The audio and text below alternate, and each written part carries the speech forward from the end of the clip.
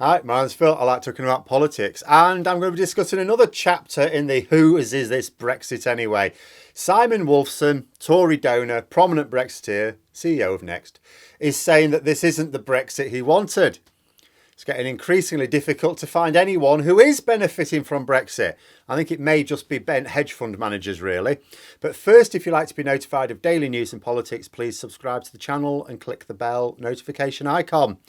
So, Simon Wolfson, when he isn't being a Tory donor, Tory peer and Brexiteer, is the chief executive of Next. He has said, and I quote, "It's definitely not the Brexit that I wanted."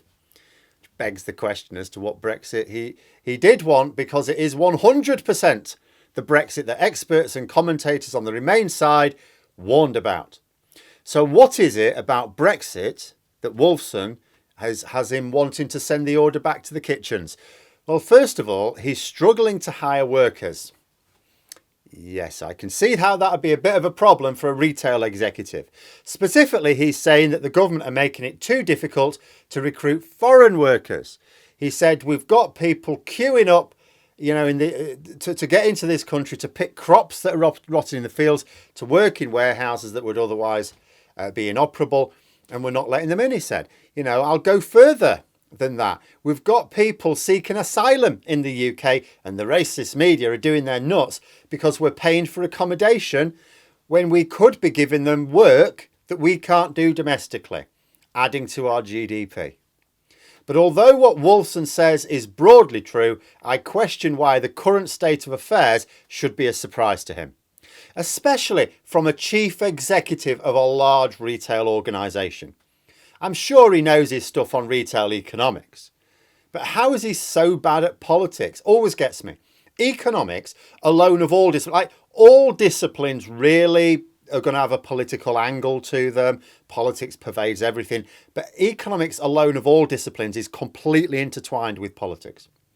Yes, you can learn the theory. You can become a master of the theory. But practical economics is completely tied to politics, because it's politicians who set economic policy, and it is retailers who have to exist within the regulatory framework that is set by those same politicians. It should be impossible to exist in the real world of commerce at this level without a thorough understanding of politics. And yet we see professors of economics, chief executives of large organisations who seem clueless, because when a thing happens that everyone could see coming a mile off, they go, "Oh, that was a surprise to me." Both of the largest Leave campaigns ran heavily on the idea of restricting immigration. Both of them. And one of them was run by Conservative MPs, the Conservative MPs that are now in charge. They all gleefully spread the fear factor about immigrants nicking your jobs.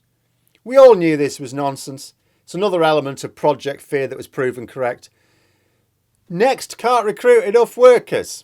It's not like they're looking for rare skills or anything. This is retail work. Like the Bank of England keep pointing out, there are more vacancies in the UK than there are people in or looking for work. But Brexit was predicated on the idea that we had too much immigration, that we had too many people for the jobs. Even though the Brexit campaigns all called for us to remain in the single market, which would have meant no change at all regarding immigration arrangements. I mean, the whole thing was a nonsense. The immigrants that the Brexit camps complained about were those who came from outside the EU by and large anyway.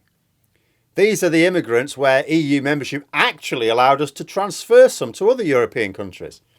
It was maddening. It was an insane time to be observing UK politics, because none of the Brexit arguments made even hypothetical sense. But it was impossible to observe the campaigns and not see that both Vote Leave and Leave.eu, both of those campaigns were pushing the anti-immigration line very, very strongly.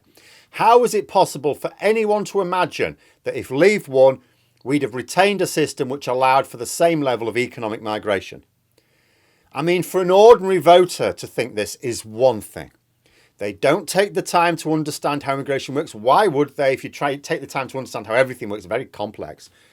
And they were lied to consistently by pretty much every media outlet, so why would they question it?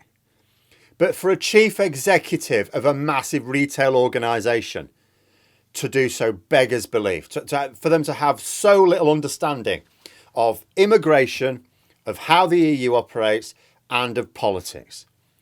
It's not the Brexit he wanted. What Brexit did he want then? Didn't actually say in the article I was reading, I have to say. He was just saying what he didn't want. Didn't say what he did want. I'm going to guess he fancied a bit of deregulation. That's usually what these retail bosses that I've heard from were after. But even that exposes their ignorance. Not possible. Even the Tories, who seem to be quite happy strangling our labour force, the same Tories who have restricted immigration, even though it's gone up bizarrely, but they've nonetheless made it much more difficult to hire workers. Even they have balked at the idea of actually chopping regulations. Yes, there's a bill going through Parliament. Yes, Jacob Rees-Mogg's banging on the Telegraph again about what a great idea it is. But all of that's just to keep the ERG on side during a particularly dangerous time for the Conservative Party. Most MPs don't want to see it actually put into action. It'd be a disaster. And if it ever were actioned, you'd then have these same CEOs complaining they can't sell anything abroad. If it weren't so serious to so many millions of people, it would actually be funny to have Brexit supporting large business owners and executives complaining that they can't hire workers and they can't sell their goods. As the CEO of Marks and Spencer's was doing last year when he was saying, I didn't expect this. Didn't you? These people are paid a fortune for their expertise. Yet they promoted a policy they didn't understand at even a basic level. I've got no qualifications in business or economics. I get the basics. But the reality of the matter is that the Brexit referendum was about leaving the EU. There is no detail about what it didn't mean. The referendum ballot didn't say this is a vote on whether to leave the EU or not, but it doesn't threaten our place in the single market and customs union. It could have, but it didn't. For those who ticked the box to leave the EU, it was a blank cheque to the Tories to do whatever they liked. And they've been cashing that cheque ever since. Everything has been Brexit. Everything. COVID, everything they did with COVID, it was like, this is because of Brexit. And if you attack what we're doing, you're attacking Brexit. Everything has been Brexit. You know, what we have here is another example of a prominent businessman complaining that this isn't the Brexit they wanted. Not the Brexit that people voted for, he said. But you know what? It's exactly the Brexit that people voted for. They were told. People who voted cannot claim they weren't told what would happen. They just chose not to believe it. This isn't like the Tories in an election campaign promising to invest in the NHS and then not doing.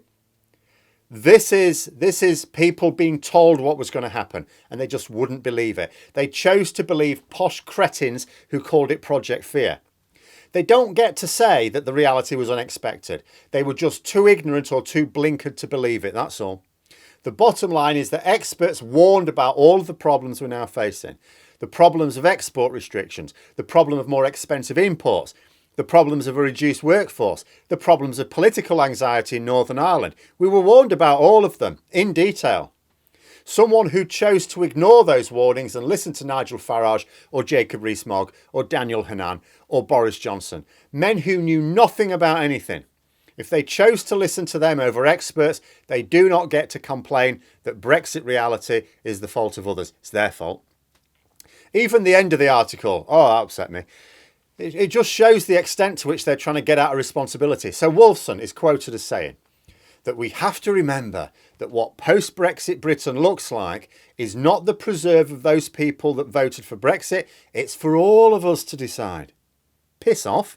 Nobody gave two shits what those of us who didn't vote for Brexit wanted before the shit hit the fan.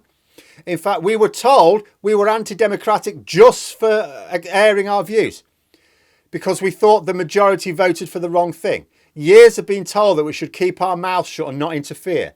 Not that we could interfere. No Remainer has had a position of influence in government for years. But all this final statement is saying is, yes. We told you all to bugger off while we left the EU in the messiest way our amoeba-brained goons in Parliament could think of. But now that it's done, we haven't got a chuffing clue how to deal with it, so we'd like your input now. This is your Brexit as much as ours, you know. I would not even broadcast what I think about a statement like that, but needless to say, I do not concur. You know, you shit the bed, you clean the sheets. That's my attitude. In the meantime, I will be urging people to rejoin the EU in the hope that maybe the next generation can restore a bit of national pride again. Assuming these Brexit wankers haven't left them with an environment that cannot be lived in. But there we are. Those are my thoughts. Let me know yours in the comments below. I hope you found the video interesting. If you did, please click the like button. And if you'd like to support the channel further, the join button for memberships. And until next time, I'll see you later.